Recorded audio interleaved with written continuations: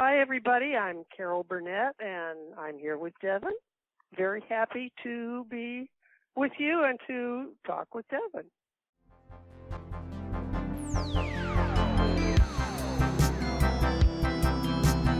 You're going to get fired. We're going to be in so much trouble. Yes, I want the Maserati. Yes, I won the Academy Award. I wanted it when I was 12, and I still want it to this day.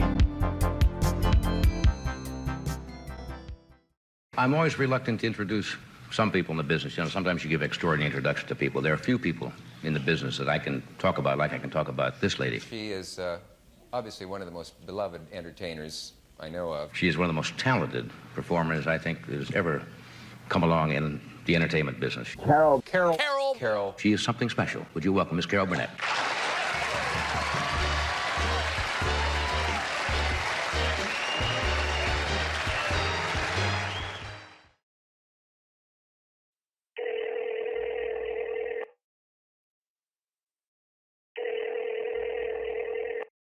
Hello?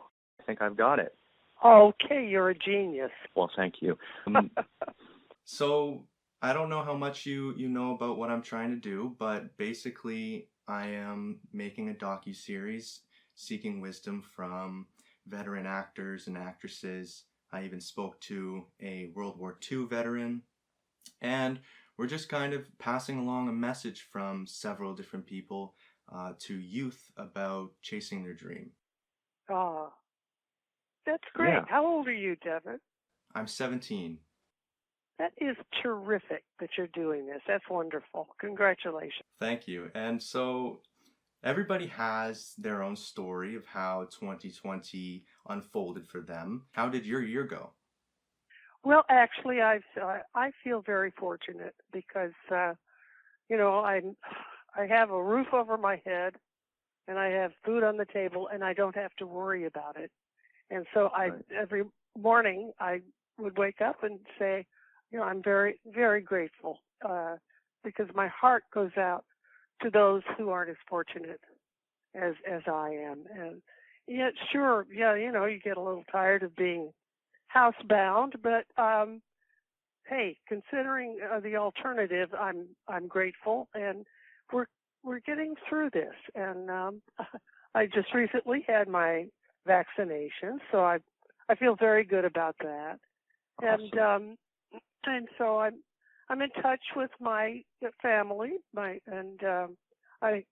am also fortunate because I have my husband, and we're together, and we also have our pet cat, Nikki, that keeps us laughing all the time. She's very funny, and and I read and I binge watch television, certain series, and some I'm watching all over again. And and we've just now started to venture out a little bit to some local restaurants where I live in Santa Barbara. But we go early on a Monday night, and we're like around 5:30 in the evening to have dinner because there's nobody else in the restaurant but us because we're early birds.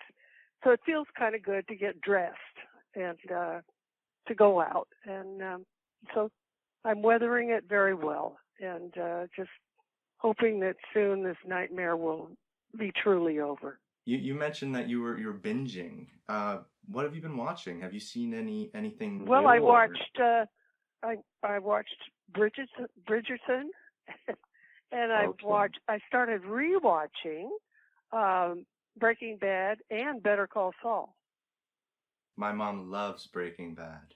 Oh, I had seen it when it first came out, but you forget certain scenes and so forth. And Better Call Saul is just as good as Breaking Bad because it's created by the same people, Vince Gilligan and Peter Gould. And I'm really excited because in August I'm going to be doing a guest shot on Better Call Saul. Really? Yeah. Wow, that is exciting. I know. Well, I'm a big fan of Vince Gilligan, and we got in touch with each other a couple of years ago because he watched my show and he watches the reruns and stuff.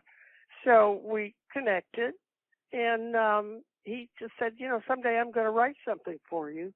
And I said, I can't wait. And, and here it is. Good. So we're going to shoot it in Albuquerque in August. So when I told my mom, I said, Mom, I got an interview with Carol Burnett. She got super excited, and so did my dad.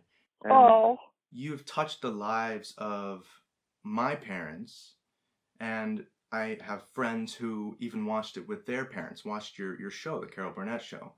oh my And- goodness. I myself, being born in 2003, right, I watched Annie as a kid. and that came out. In 1982, but I mean, I was raised with older movies, but I know several kids my age who loved Annie, and so I just wanted to thank you for that, and Oh, that's Also- so sweet.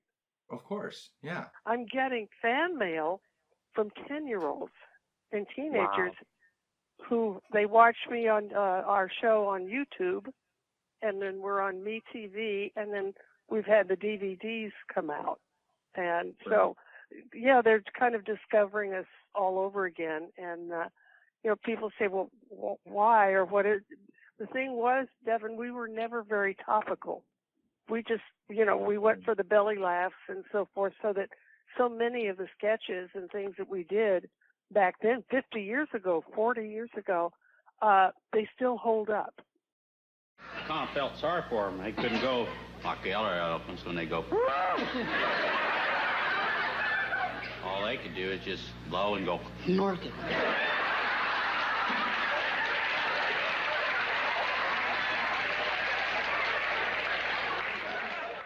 We didn't get into politics or, being topical for what was going on in the world. We really did a musical comedy review every week.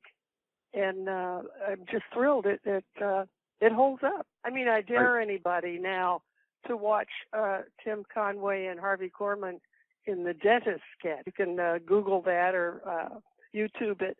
It's over 40 years old, and you will laugh your socks off because it holds up. It's so funny.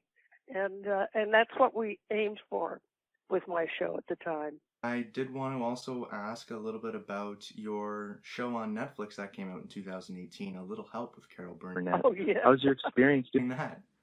Well, that was really a walk in the park. I mean, that was really fun. There was no rehearsal because it was all, the kids, we just asked the kids to ad lib. So all I had to do was just kind of, be the MC.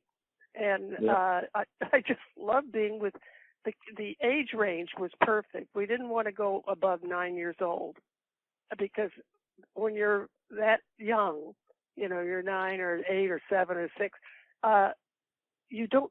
they don't censor themselves when they're going to talk. Right. You ask them a question, and whatever's on their mind, they're going to blurt out. They're not going to think, oh, should I say this or shouldn't I say this? Whereas once you get to be 10 or 11 or 12, then the kids start to, be careful or think about what they're going to say. So that's what made it so much fun, that the kids they were just brutally honest. And so, it was just fun, yeah. Tell me about yourself. Well, I'm Carol Burnett. What's your resume? I started a little thing called the Carol Burnett Show. I haven't heard of it. Well, I won a few Emmys for it. I got a trophy in soccer once. You did? Everyone did. Oh. In each documentary, I give my guest the opportunity to tell a little bit your story, how you want it to be heard. So if you could do that for me, that would be great. We were poor, and I was raised by my grandmother, and we really had no money, really. And I remember when I graduated from Hollywood High School, I wanted desperately to go to UCLA. But get this, way back in the covered wagon days, the tuition was $43.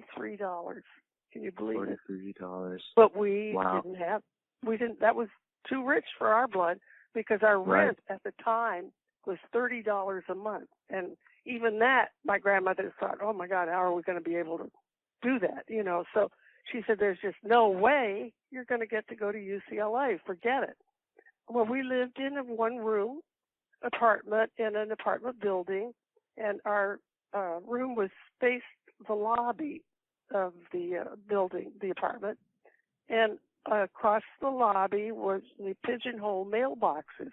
So every morning it was kind of my little job I opened the door and I would peek out to see if there might be an envelope in our particular slot. And so this one morning there was.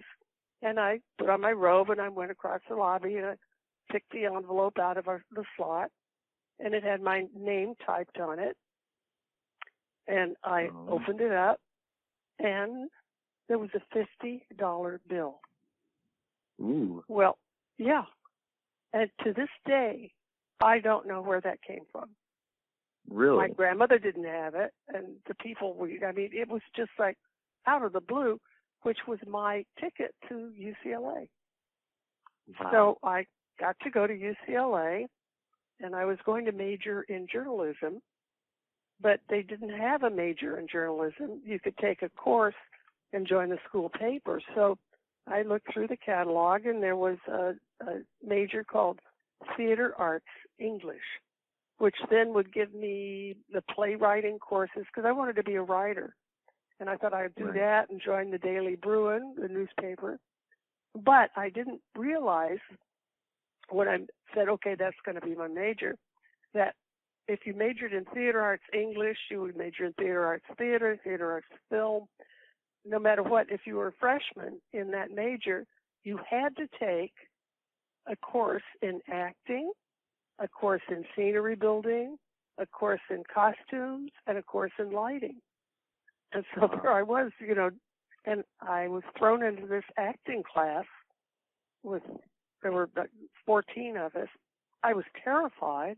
I'd never done anything like that, And I had to do a scene and pick a scene to do in front of the class. So I picked something kind of light, and they laughed. And it was where they should laugh, Right. And I thought, wow, that's a good feeling. And so I started trying out for some of the school student-written school plays, and I was getting parts and and all of a sudden, I'm 18 years old, and I never knew that I had that kind of, I don't know what you want to call it, talent, or that kind of interest in being a performer. It was all an accident, and had there been a school of journalism, I wouldn't be talking to you today like this. That's incredible. You never know. And then one of the students came up and asked me if I could carry a tune. And I said, yeah, because my grandmother and my mother and I used to sit in the kitchen and sing a little bit. So I got into a chorus of a musical in the music department, and I was loud. I was in the chorus, but I was loud. So the director said, you're a little bit too loud for the chorus, but would you do a scene from Guys and Dolls, which was a big hit musical many years ago on Broadway, and sing a solo, do a solo. And I said, well, I don't know, and the solo was a song called Adelaide's Lament. And in it, Miss Adelaide, that would be the character I would be doing, is singing about the fact that she has a bad cold. And so I thought, well, I can do that, because if I hit a wrong note or anything, I can pretend that it's due to the cold, and and I did that. And all of a sudden, I said, I want to go to Broadway and be on the stage in musical comedy. So all of it, Devin, was just boom, If I just stand right here, there's a nice draft. I'll be dry in no time. You swam the moat. We tried to stop her, but she wouldn't wait for the drawbridge. I was doing stuff in the musical comedy department at UCLA, and we were going to have we were going to do our finals, and I chose a scene from another musical comedy called Annie, Get Your Gun. And the professor said to the class, we're going to have have a party in San Diego, a formal party, ladies in gowns and the men in tuxedos.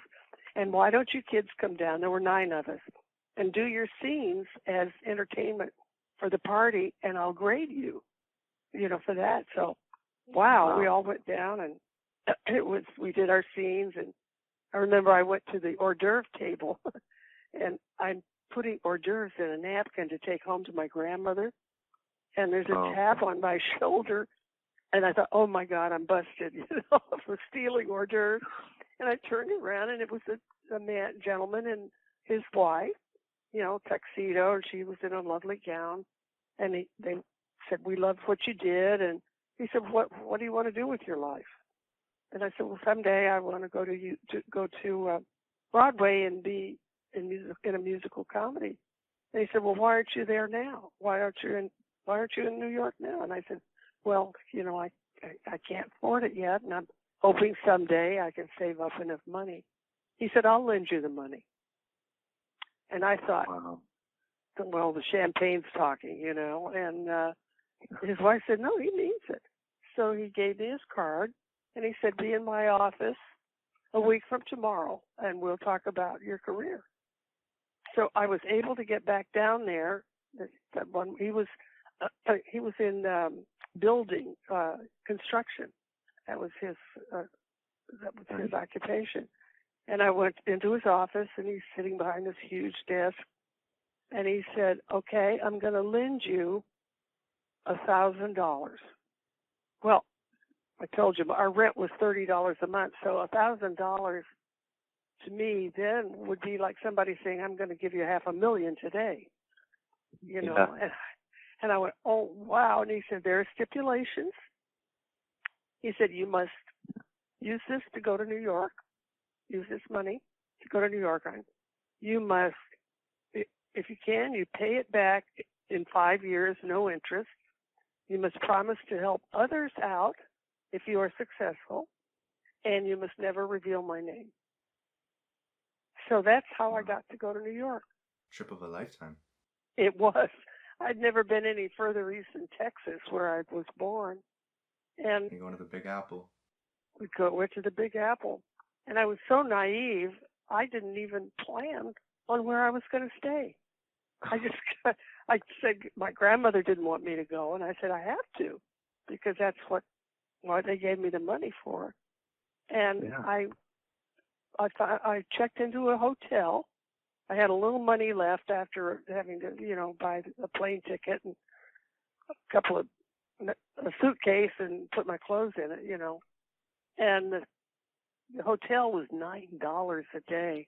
And I mean, that was just unheard of for me. And I was scared about it. And I had one telephone number in my wallet that the gal gave me who had been in the musical comedy department at UCLA. And she came to New York, and she got in touch with me through her boyfriend. And they gave me her phone number saying, Carol, if you're ever in New York, call me. So I had that number, and I called her. And she said, where are you? And I said, I'm at the Algonquin Hotel. She said, oh, my God, get out of there and come over here. I'm at a place called the Rehearsal Club. And it was on West 54th Street. And I went over there, and it was the Rehearsal Club was very famous at the time. There were 25 women that lived in it, and they were all wanted to be in the theater. And so she said, I've got to try to get you a room or a bed here, because the rent was only $18 a week, room and board. So that I could afford. And so I met the house mother. It's all very proper, very on the up and up. And she said, well, we do have one bed available. And it was in what they called the transit room. It was a big room, and it had 5 roommates. There were 5 women in that one room. So there I was. I had a cot and a dresser and a little place to put my suitcase at the foot of the cot, and 4 other roommates.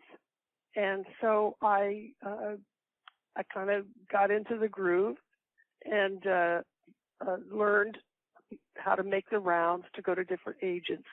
and stuff. And so this one time I went to an agent, finally got in to see one, and he said, well, let me know when you're in something. And I said, I don't know how to get in something unless I have an agent. I can't get an agent. It's catch-22. And he said, well, go put on your own show. Well, the penny dropped, and I went back to the club, and I called a meeting with all the girls. I said, we're going to put on a show. And we did. We put on our own show, and we rehearsed, we wrote it, and we rented a concert hall for 2 nights and sent out penny postcards to every agent and director and producer in town saying, you're always saying, let us know when you're in something. Well, we're in something, so come and see us, and this postcard is your ticket. So it was packed. All these, big agents and directors and everything, they came both nights, and 3 of us got calls the next day, and I got an agent. Wow. It's like, you make your own breaks. Yeah. And I think it was because I was raised going to the movies in the 40s where it was like Mickey Rooney and Judy Garland. They would put on a show and it would go to Broadway, and that nothing was impossible. There was no cynicism in the movies when I was growing up. So I was very naive, but I think that worked for me because I felt there's nothing I couldn't do if I put my mind to it. When you were on the plane to New York, how old were you? 20. All by yourself? All by myself. That's so amazing. Oh, and what's really funny, you just wonder. When I was in the hotel, I called home collect, and my grandmother, and then my mother got on the phone, and my kid sister, come home. I said, I just got here, and we all started crying, and I felt it was the first time I'd ever been alone. Right. And that was before I called the girl at the rehearsal club, because that was the night I got there. And I love rain. I don't like it when it causes floods, but I love rain. And I hung up, and it started raining. And I looked out the window and everything, and I turned on the radio in the hotel room, and you can look it up. It said, Hurricane Carol is on its way to New York. No. Yep. Oh, my. What? I went, okay, I'm okay. It's going to be fine, You really brought the storm. Well, it was August. You can look it up, 1954. Hurricane Carol in New York. What are the odds? All those things, the $50 bill, the gentleman who lent me the $1,000, the rain, the fact I had the one telephone number that then gave me a good place where I could park myself and live, It was just all quite wonderful. And so I've just felt like I've been blessed. Oh, absolutely. But Yeah. Like you said, it is all your own hard work. Yeah. Hard work that you put in with the blessings that you have. It Right. really paved a pretty path. That's right. That's right. How have things been in the past few years of your life, your story? Well, I've been before the pandemic hit. I've done some guest shots on sitcoms and stuff, and then I was going out across the country. I would go and book. I would be booked in theaters where I would go and do 90 minutes of Q&As, which would keep what I call the old gray matter ticking. That you have to really, because none of the questions are planted at all. It's all random. So that I just point to people who raise their hand. I say, okay, you in the second row there, and then they'll ask a question. So I have to be on my toes. I can't be thinking about tomorrow or what I did yesterday. I have to be in the present, in the now. And it's a good exercise for the brain. There was one little boy. This was a couple of years ago, I guess it was. And so I called on him, and I'd say what's really wonderful was that I was getting audiences from ages 5 to 95, because of Right. being on YouTube and, the DVDs and everything. So anyway, I called on this little guy in the second row, and I said, first of all, what's your name? And he said, Andrew.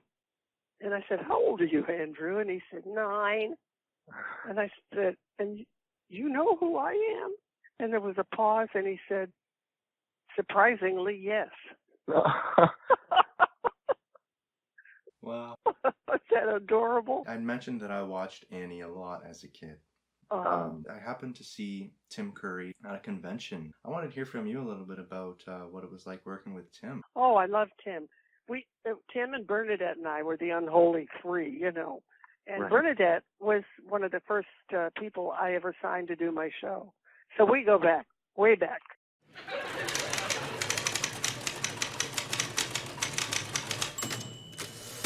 Tim, I was a fan of from Rocky Heart, And so it was a thrill when he came. The three of us just totally bonded.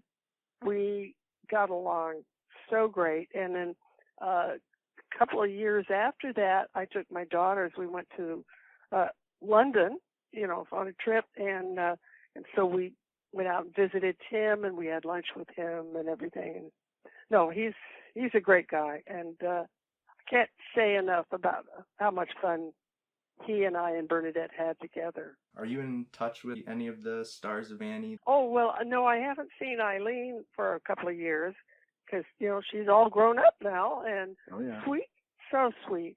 And, of course, Bernadette and I, we talk all the time because, we're really very close friends. She lives in New York.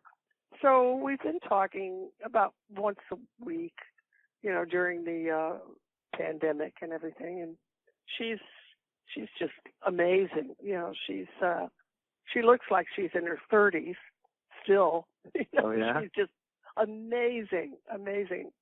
And she still, before this all hit, she was doing concerts, and she would go and work with symphonies and stuff and singing up a storm and looking gorgeous and very, very sweet.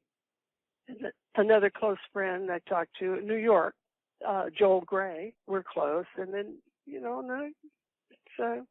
it's just, I just can't wait to be able to go back to New York and see a bunch of people. And oh my gosh, just to see a Broadway show. I'd like to see a Broadway show. I have never seen one.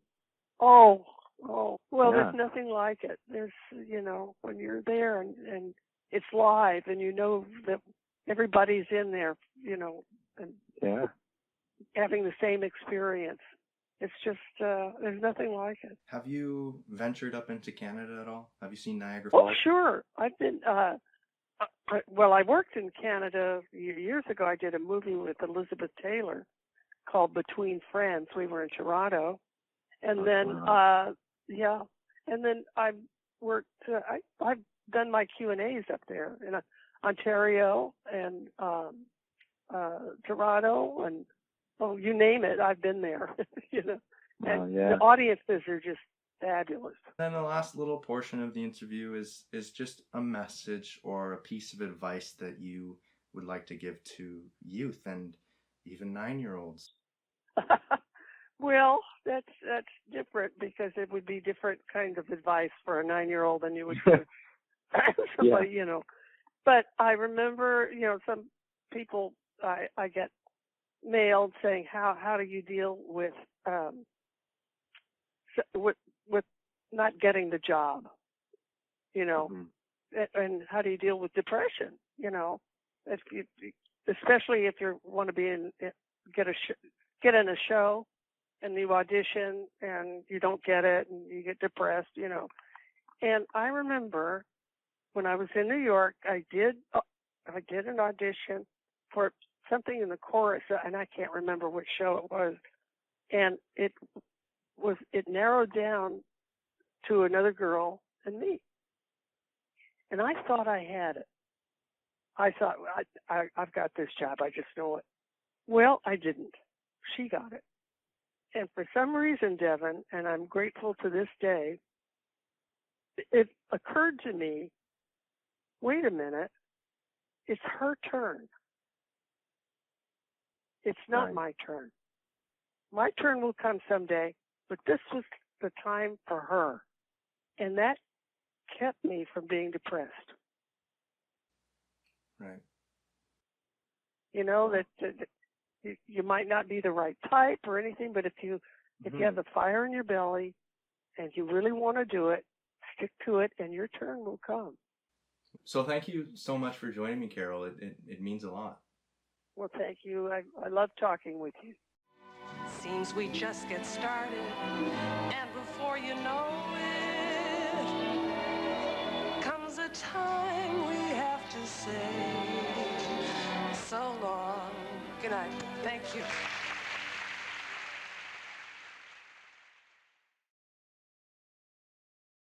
I got to speak with Ed Asner. Oh, I love Ed. He was amazing. He is.